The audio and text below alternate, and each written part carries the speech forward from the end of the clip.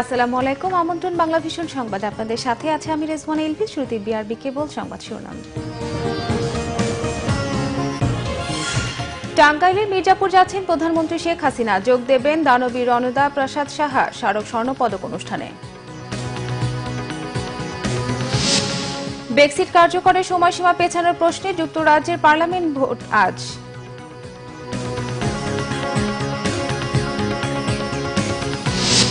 নেপালে সাফ নারী ফুটবলে আজ মাঠে নামছে বাংলাদেশ, ভুটানকে হারাতে আত্মবিশ্বাসী সাবিনা মৌসুমীরা।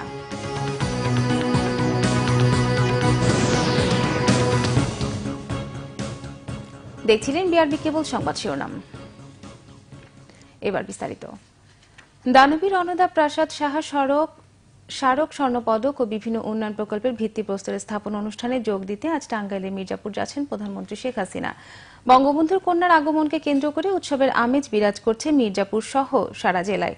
প্রধানমন্ত্রীর আগমন উপলক্ষে বর্ণিল সাজে সেজেছে টাঙ্গাইলের মির্জাপুরে কুমুদিনী হাসপাতাল, Bharateshwari homes, women's medical college, Kumudini nursing school সহ সেবাধর্মী বিভিন্ন প্রতিষ্ঠান। প্রধানমন্ত্রীর আগমন উপলক্ষে 4 স্তরের নিরাপত্তা ব্যবস্থা নেওয়া হয়েছে মির্জাপুরে। নিরাপদে ফিরুক আপনার কাছের মানুষ। অশোক লেল্যান্ড, এটি ইফাদ অটোস লিমিটেডের পণ্য।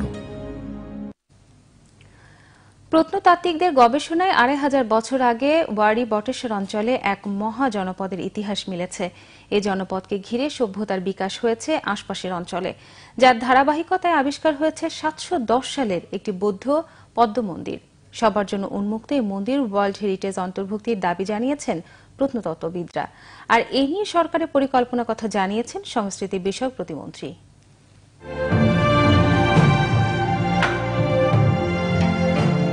স্থানীয়ভাবে মন্দির ভিটা নামে পরিচিত হওয়ায় জায়গাটিতে প্রত্ন নিদর্শন পাওয়ার সম্ভাবনা ছিল।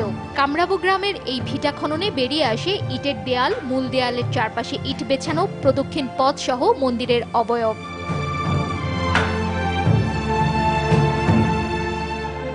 এ পর্যন্ত বৌদ্ধ মন্দিরে 2টি নির্মাণ যুগ শনাক্ত করা হয়েছে। দ্বিতীয় নির্মাণ যুগে ইট বিছানো বেদিতে প্রায় অক্ষত অবস্থায় রয়েছে 8টি পাপড়িযুক্ত একটি পদ্ম ফুল। এছাড়া মেঝেতে আরো 7টি পদ্ম আবিষ্কার হয়েছে। আমরা নতুন কোনো ইট লাগাইনি, পুরনো ইট যা অবস্থায় ছিল সেই অবস্থায় আছে। আরো গুরুত্বপূর্ণ হলো যে এই স্থাপত্যের যে বিটুইন টু ব্রিক্স যে মর্টারটা, এটা কাদামাটি এবং কাদামাটি দেওয়া আছে।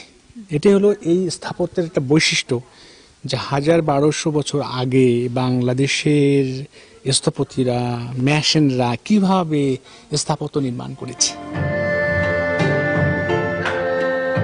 সরকারি বেসরকারি যৌথ সহযোগিতায় পদ্ম মন্দিরটি দর্শনার্থীদের জন্য উন্মুক্ত।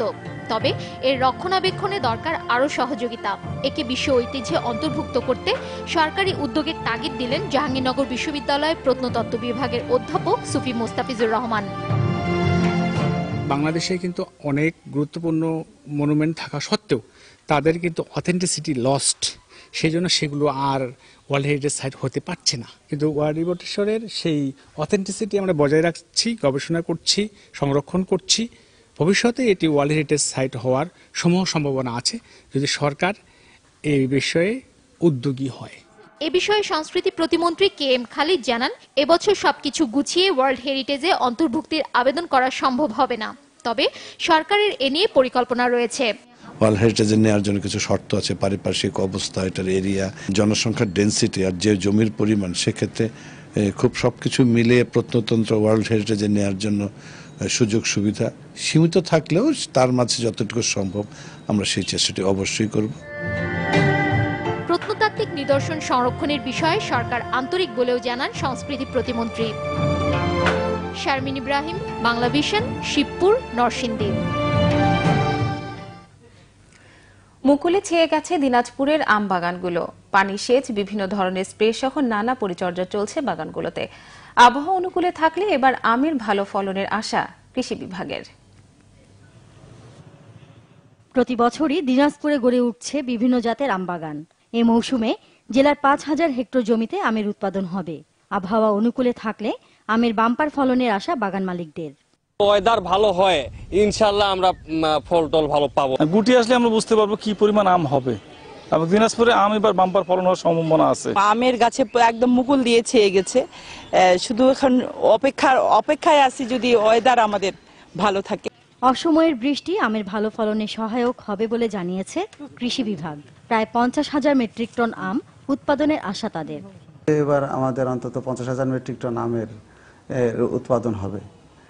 তবে সেটাও বলে রাখি যে এটা সবকিছু নির্ভর করবে কৃষকের যত্ন, আমাদের পরামর্শ এবং সর্বোপরি আবহাওয়ার অনুকূলতা। গাছ পরিচর্যার সাথে সাথে মুকুল রক্ষায় বিভিন্ন পদ্ধতি ব্যবহারে ব্যস্ত দিনাজপুরের আম চাষিরা। Bangla vision news desk. দেশের বাইরের খবর। এবার চুক্তিহীন ব্রেক্সিটের বিপক্ষে রায় দিয়ে প্রধানমন্ত্রী থেরেসা মের সরকারকে চমকে দিলেন যুক্তরাজ্যের পার্লামেন্ট সদস্যরা। আজ ভোট হবে ব্রেক্সিট কার্যকরের সময়সীমা পেছানোর প্রশ্নে। পার্লামেন্টে দুদফা ভোটাভুটিতে চুক্তিহীন ব্রেক্সিট বাস্তবায়নের প্রস্তাবটি নাকচ হয়। এতে ইউরোপীয় ইউনিয়ন থেকে প্রস্থান বা ব্রেক্সিট কার্যকরের চুক্তি রক্ষায় তৃতীয় দফা সুযোগ পেলেন প্রধানমন্ত্রী থেরেসা মে। এবারও নিজ দলের ভেতরে তীব্র বিরোধিতায় পড়েন তিনি। থেরেসার প্রস্তাবের বিপক্ষে ভোট দিয়ে পদত্যাগ করেন শ্রম ও অবসর ভাতা বিষয়ক মন্ত্রী সারা নিউটন। ভোট দেওয়া থেকে বিরত থাকেন আরও 13 জন মন্ত্রী। ব্রেক্সিট কার্যকরের সময়সীমা 29 মার্চ থেকে পিছিয়ে জুনে নেয়ার পক্ষে আবারও ভোটাভুটির প্রস্তুতি চলছে। এবার ক্লেমন খেলার সংবাদ।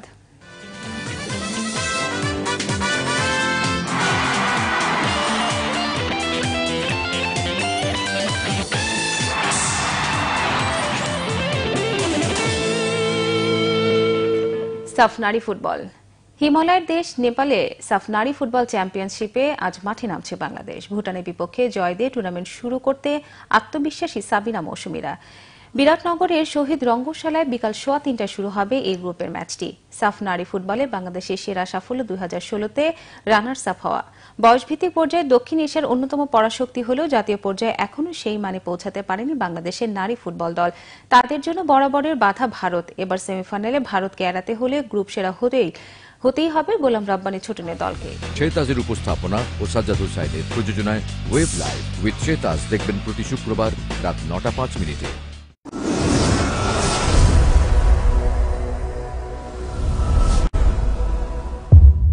মেয়েদের ব্যান্ড তো বাংলাদেশে হয়নি কখনো। তুমি গানটা প্রফেশনালি পরে করেছিলে? লাইফ নিয়ে এত ব্যস্ত হয়ে গেলাম আর কনসেন্ট্রেট করতে পারলাম না। দুজন কি দুজনের কখনো মনে হচ্ছে যে কম্পিটিটর? আমার মনে হয় না কম্পিটিশন ছিল, মানে ফ্রেন্ডশিপটা মোর দেন। মানুষ এত কিভাবে মিলায় আমি জানি না, কারণ আমার ওর চেহারা কোনো মিল নাই। ফেসবুকে বাংলা ভিশন সংবাদ সরাসরি দেখতে লগইন করতে পারেন facebook.com/বাংলাভিশন। এতক্ষণ সঙ্গে থাকার জন্য ধন্যবাদ সবাইকে।